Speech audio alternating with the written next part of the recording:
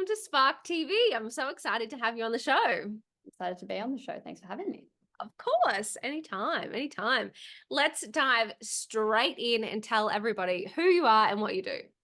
Okay, so name's Lil, obviously, and I am an autistic ADHD psychologist, personal trainer, yoga teacher, doing all the fingers in multiple pie bucket kind of things. Nice. And I currently own my business, which is called Neurokinnection, and I'm working with autistic ADHD predominantly in therapy, but also group things, couple therapy, assessments and diagnosis, retreats, workshops, and I've recently released a few products as well. So I like to do a lot of things at the same time. And so you don't sleep. Oh, I get about like 5 hours a night. It's great.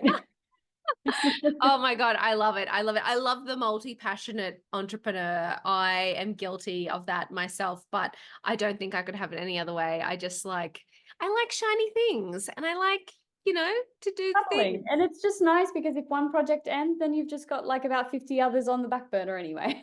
Exactly. And it gets boring if there's not lots of new fun things to do. Why not?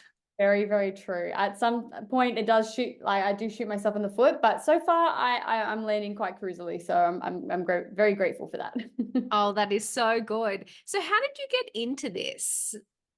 Oh, well, it started how long ago? So I've only been in business. I'm coming up to my 2-year anniversary, which I'm super excited about.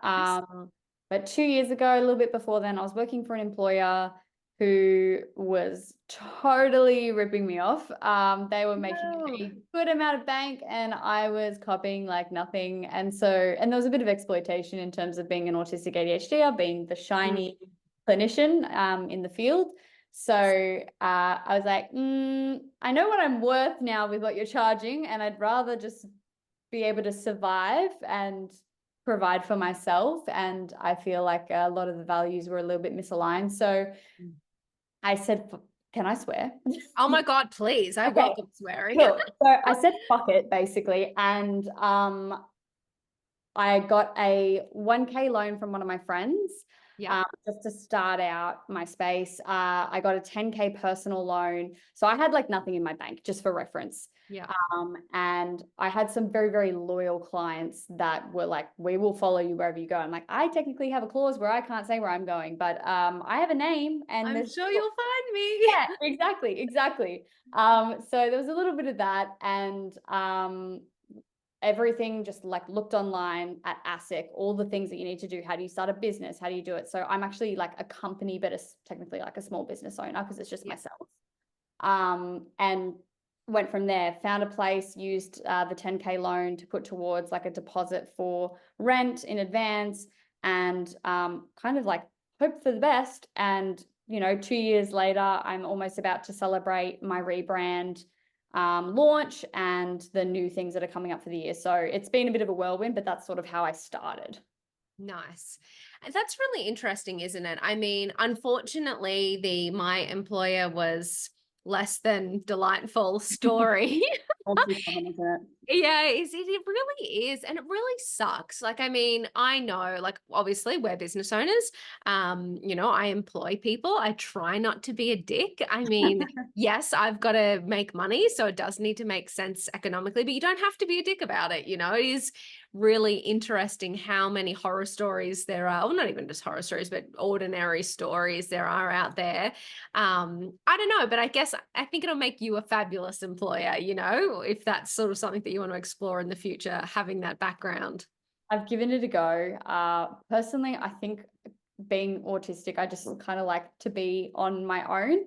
Yeah. That being said, I do recognize the value of help. And I think because of the expansion that I'm going to be doing, I need to start getting people on board. So I think that subcontractors and contractors are a lot easier. So I think that's where my middle ground is in terms of that. So that way everyone's getting a fair split. And yeah, I think that exposure to all of the history that I've had in jobs, I'm like, no, I don't need to be greedy. I can still get profits without having to be completely over the top about it. So I think that's been something that's at least been, a helpful thing.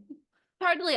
I mean, I always say that, like, we're going through this human experience. There's always going to be ups and downs. If we take the downs and learn from them and apply them to our lives in meaningful ways, then they're not so bad. Absolutely. I could not agree more.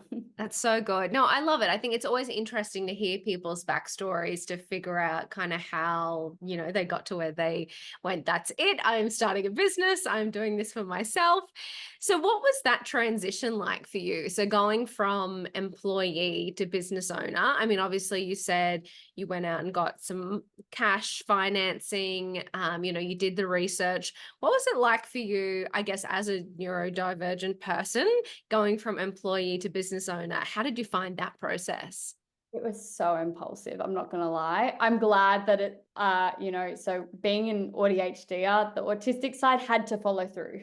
The ADHD side's like, I just like the idea of this. So I'm glad that there's a little part of my brain that's like, no, we have to be accountable. Mm. But what it was like, it was actually like a 3-week process, and that was it before I started. So I went from giving my resignation when I found out what the salary was going to be. So I'd actually just finished my master's degree and all my placements had done. And Wow. we had the negotiation around salary. And like, whoa, like if I had known that it was that, and panicked. Mm. And I was like, I'm not going to be able to sustain myself like this. So within that time, I think it took a week for me to look online, looking at feasibility. I was like, should I, shouldn't I? Handed in my resignation, and then the other 2 weeks was just looking up, researching, doing the things, and then by the time that was done, I think I had my first client like 2 weeks after. So Wow. it's such a quick and fast-paced process, and I do credit I guess the fact that I had time off to explore all of those things. Mm. But it was really, really quick, and I suppose because I love doing a deep dive into the research and figuring out all the information, I kind of had everything I needed. Quickly booked in a meeting with a tax accountant saying, is this everything that I need? Just want to make sure I'm covering my back. And they were like, you do not need to see us. And I was like, all right, cool. And then I just went off that. How good is that? I love it. And it's, sometimes that's the best thing, right? Like just do it. Just get in and do it. You can kind of procrastinate over ideas, like not even just starting a business. Even once you have a business, it may be a new product idea or a decision you have to make. We can drag things out for a while. Sometimes just getting in and getting it done is the best way.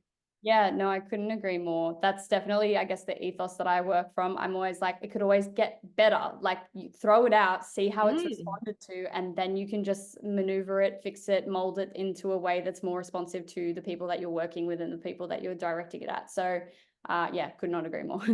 No, and that is such a good philosophy. I love that as well. Like, because also not every idea we have is going to work. So if we spend all this time trying to make it perfect and then get it out there, we're so disappointed when people are like, not so much.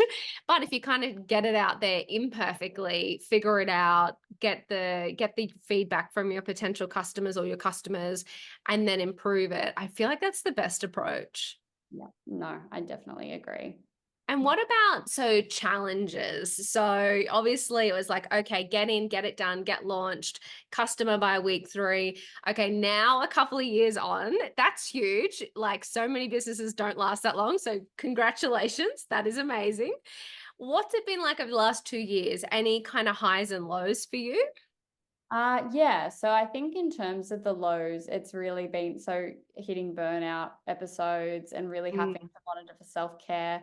Mm. And I guess when you're running your own business, getting sick, you can't pay yourself for time off. And if you're the only person that's providing the support, you're covering all of the fees, all of the overheads, all of the admin. And I have to say the Yeah. amount of emails that I have to respond to, and like I look at my inbox and I go, that's piling up. I should get to that. I should do that. I'm Oh my just gonna like God. step away from my computer, but I Yeah. should do that.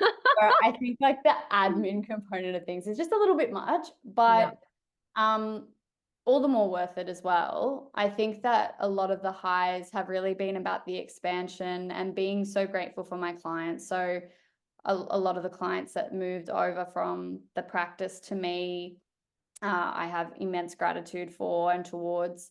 And all of the clients that I saw over the last 2 years, I'm still seeing them. So I'm exceptionally grateful for both the loyalty component, but the ongoing rapport that I'm building. And I've recently starting the expansion bit. So I've released some products. I have a neurodivergent affirming deck that I created, audio reassurances, and now I'm setting up the space. So for the launch thing that I mentioned, there's going to be a neurodivergent friendly co-working space that I've developed. So I'm setting it all up at the moment. And so the fact that there's room for expansion, the fact that I have the ability to do that, I think is something that I'm immensely grateful for, and I wouldn't be able to do it without my community. I love that so much. And it's super interesting, mentioning, so going obviously from, the practice, the consulting kind of style of business to a physical product to a space. Like that is so exciting, being able to bring in all of those different business models and different revenue streams as well. Like I love that. What was it like creating a physical product? I'm always super curious about, because, there's a lot of information out there online around, services-based work, because it's kind of something that's not easy, but easier to kind of dive into if you can. What was it like creating a physical product? It was, very different. I think because it's easier when people need help, you see them. So it's kind of like the income comes in its own way. Yeah. The idea itself, I think one of the biggest things that I do when I'm creating is I do it for me. It's very selfish in that way, or at least self-oriented. I think about what I would have needed when I was, younger in therapy, in needing that kind of stuff. So every product that I make is really easy because it's a creative process for me and I enjoy the creativity, and it's a bit healing in and of itself. Yeah. The speaking with suppliers bit was a bit tricky, and obviously the cost of investment, and then having to look for different distributors. Happy to show you the decks if you'd like. But Totally. it was a process. But Did you Canva, do it in Australia or offshore? yep, in Australia. So I think Cool. my first print deck. So the people that I did it with, can I name drop because they were Yeah, awesome. yeah. Go for it. Anyone that you want to like say good things about, go for it. So ePrint in Brisbane, they're a very small company business themselves. And so they do all of the stuff. And so they look at dimensions, they do the boxing, and pretty much you get to do it as you go, which I found really, really helpful. And I contacted them, and all the conversions I had to do myself, but it was pretty simple. Like there is some stains on it because I've actually eaten food. This is my copy. But I this is love it so much. That's like out in the wild. Like this is real life, people. And the first card I actually individually draw and put like little card stickers on. Oh my God, that's so cute. That's like So the first one. insightful. And then everything is like little, so it's all written with my left hand to look like a child's writing, because inner child. Wow. And they're all related to neurodivergent things. So like it's not always my Always wonderful. fault. I'm driven. I give and receive openly. I choose my healing. Like I'm trying my best. My value is not tied to my productivity, which I'm sure you and I both need. Thank you. That card was just specifically drawn to for me today. Yeah. And it's hard not to, tie our value to our productivity, because I'm assuming as, business people in this space, it is really hard, and there's always going to be competitors or people bringing out new things, particularly with capitalism and the way that everything rolls in and out. So it's tricky stuff. It's so true though, and it's really interesting because yes, we definitely have neurodivergent people in the Spark community. We have non-neurodivergent people. I'm not, but I, even just that conversation, I've had so many conversations today about rest. So I had COVID last week, and drives like being unproductive, it drives me bananas, sitting there going, I know I need to rest, I know I need to look after myself, but what about this to-do list? What about building the empire? Right. And then it's this almost immense guilt for not creating something. And if you push yourself while you're sick, it just makes your sickness go longer, which is not really a fair thing, but it's also, it validates itself in the importance of rest. It so does. And it's so infuriating that it's true. Like you're so much more productive when you do rest, but Mm. also that like if you have a day off, like the world doesn't actually end. I love that. I do love that card that your worth, your value is not tied to productivity, because I feel like as business owners, we do measure ourselves against a to-do list, against items done, against revenue generated, not always the impact that we have in people's lives.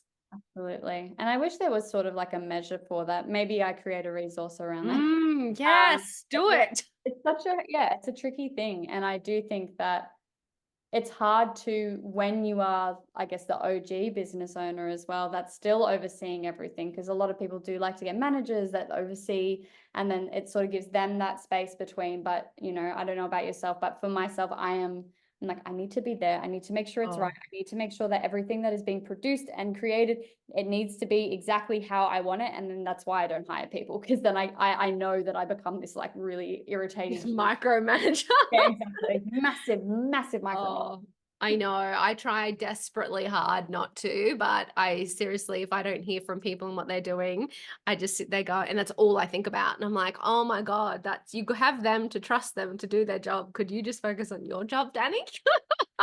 Totally get that. It's like, no, I don't trust them. That's why I'm worried. I need to know what they're I doing. know. Oh my God, I love it. Do you have any tips? It's an interesting thought that popped into my head, as a neurodivergent business owner, for other neurodivergent business owners, like anything that's worked for you to help you manage overwhelm, manage stress, grow the business, anything like that? Yes. So first things first, ideas. Have an idea book where you put down your ideas. Not all of them are going to be solid. Not all of them are going to be followed through, but keep them in there. Most of them are going to be good, and you can tick them off. There's no like timeline to do it. Just have them Love that. there and accessible. You'll probably lose the notebook, but you'll find it again. One Um, day when it needs to come back into your life, it will. will return when it needs to, get spiritual guidance right there. So you could do that. Another thing that I'd say as well is sort of not burning yourself out through visualization. A big thing that neurotypicals actually do is the idea of visualization of your goals. And that's Mm-mm. brilliant. And I think it's a fantastic idea.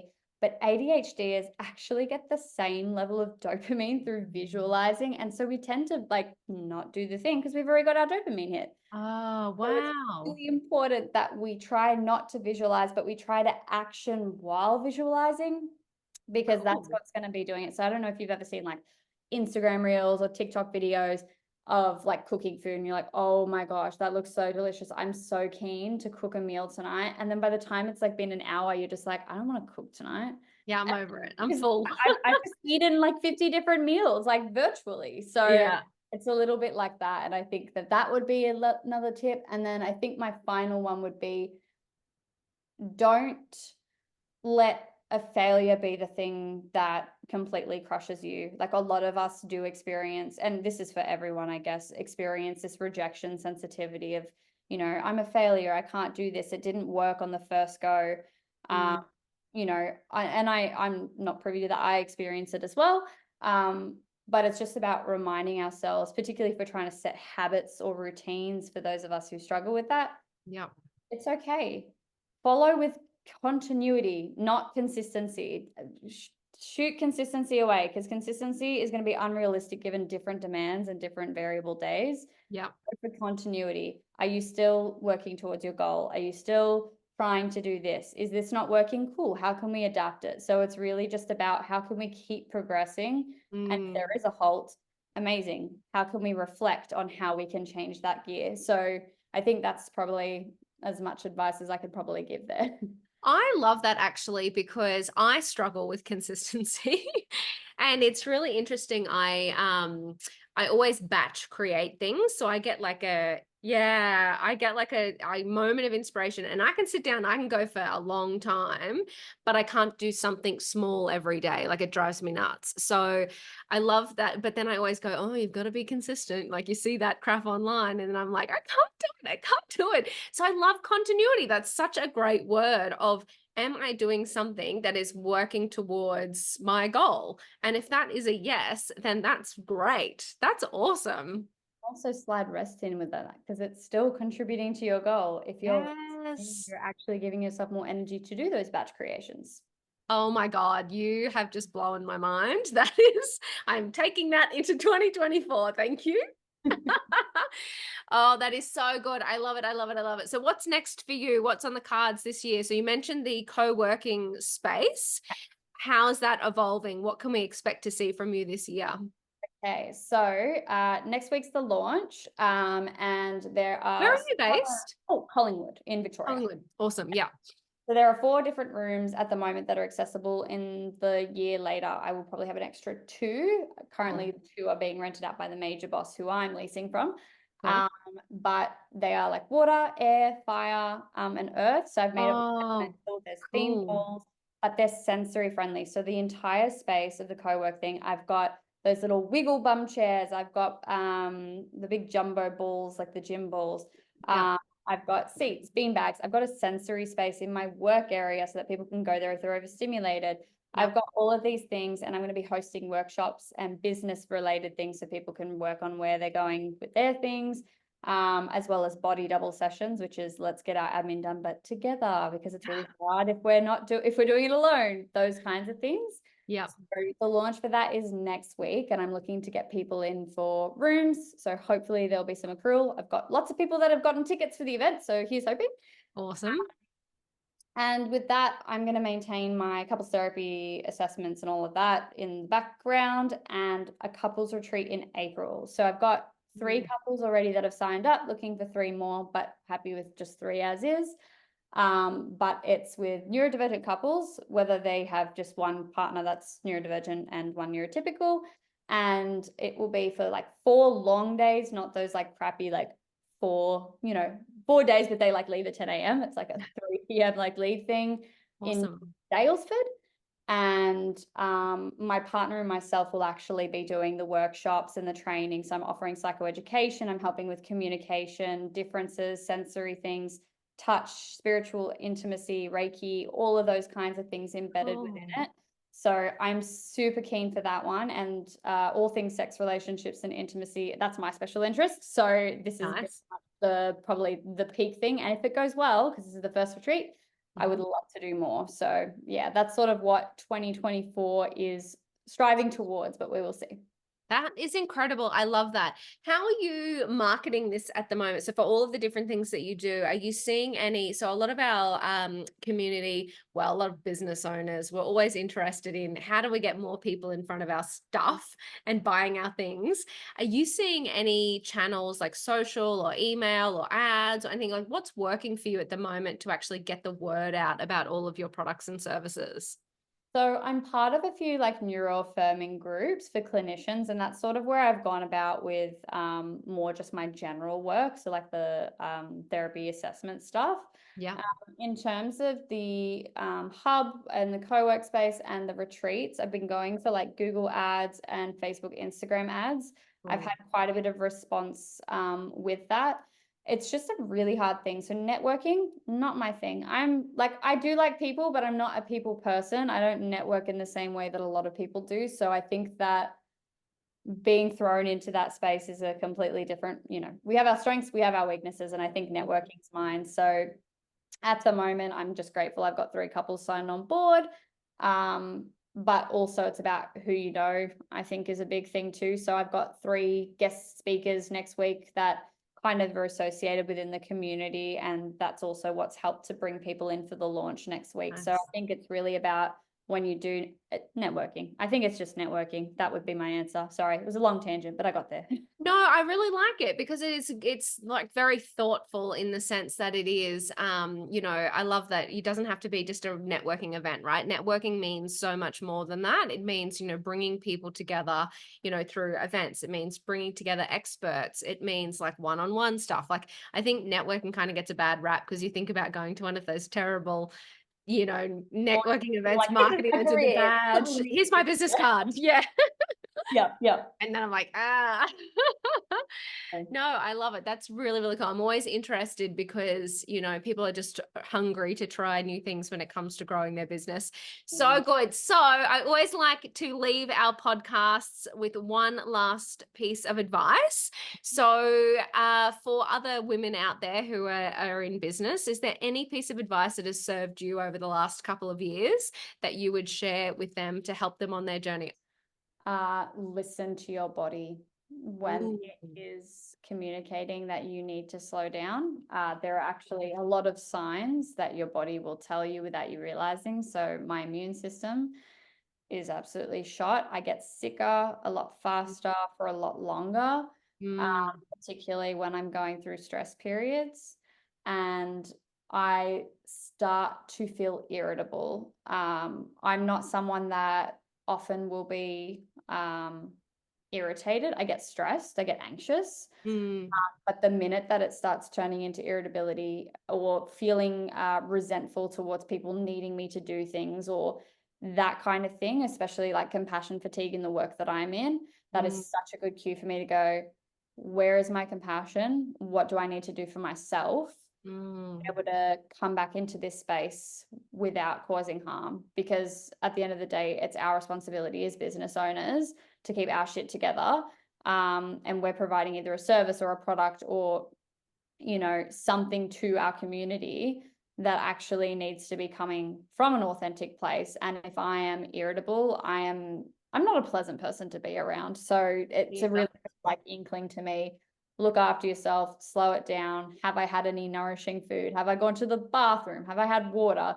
You know, how's my rest? And just like really checking in with myself. I think that that is probably the biggest and the furthest that I can get in terms of like advice and where you can go trajectory wise. The more you rest, the more you get to actually do the things you love as well. I love it. Lil, you are absolutely incredible. Thank you so much for sharing your wisdom and your journey with the Spark community. I appreciate you. Thank you for having me. I really appreciate it.